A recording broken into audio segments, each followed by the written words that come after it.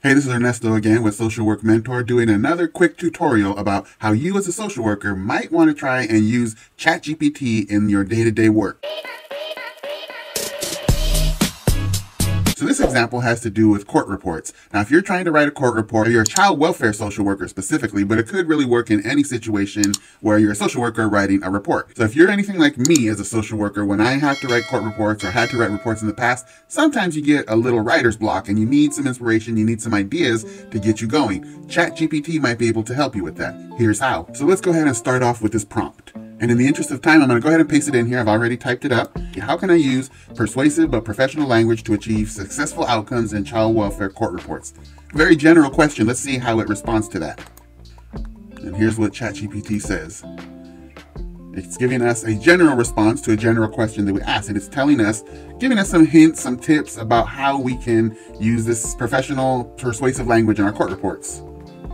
So these are general tips, and so if you're writing a court report, if you're writing any kind of report and you're stuck, you can take a look at these tips from ChatGPT. Maybe that gets you going, maybe it gets your thought process moving and gets you going on your report. But let's take it a step further. So now we're going to ask ChatGPT, give me a 300-word example of a well-written, successful court report. Let's see what it gives us for this now.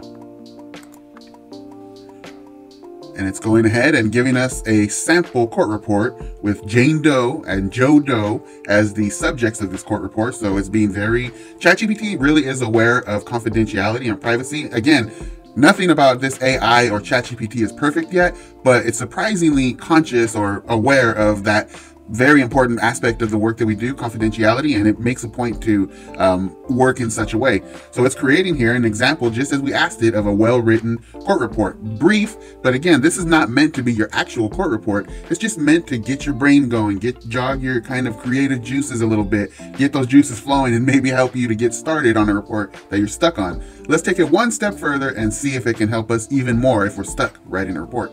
So we have here a very generic, very brief report that's just an example of what something might look like that's well written. So let's ask ChatGPT now, give me 10 one-paragraph court report excerpts that I will be able to insert into my own written report, where I will add specific details about the case.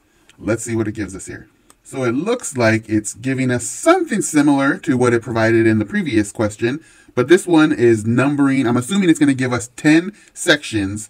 Introduction is 1, background 2, evaluation of parents' parenting skills is 3, evaluation of child is 4, recommendations 5, previous court order 6, family history 7, expert testimonies 8. So what this has given us is 10 sections of a report, a court report, I'm assuming, without reading it completely, 10 specific sections that we can insert or we can use as an example for where we want to go with our report. But this is not really what I was looking for. So let me see if I can reword my prompt to get what I'm asking for.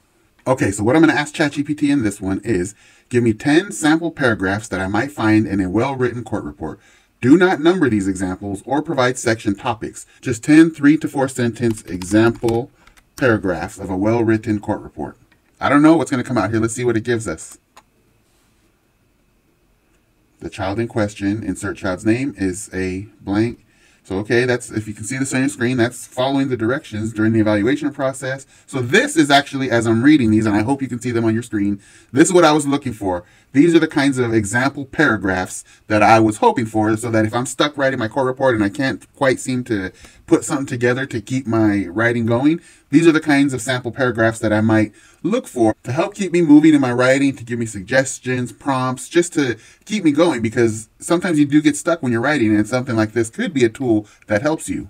So a few things to learn from this quick example. Number one, you can start off with a very general question and you'll get a very general response back from ChatGPT. That was what we did in the first instance. The second thing we asked for was a little more specific, and ChatGPT gives us a very thorough, structured example. And then we asked for something a little more specific, and it did give us what we asked for. The problem is that I didn't structure the question in a way that would give me the result that I was actually hoping for. So that's not ChatGPT's issue, that's my issue. But what you can do with ChatGPT is, if you're not getting what you need, you just reword the question. So we reworded the question for what I specifically was kind of asking for, and ChatGPT then responded with something a little bit closer to what I was thinking of when I posed the original question. And you can keep going. This is a very iterative hope that's a word, process that you can keep going and keep refining till you get what you need. So this is just a quick example of how you might be able to use ChatGPT in your report writing process as a tool, as a prompt, as something to get you going when you get stuck. I hope it's helpful, and I will see you in my next ChatGPT AI social work video.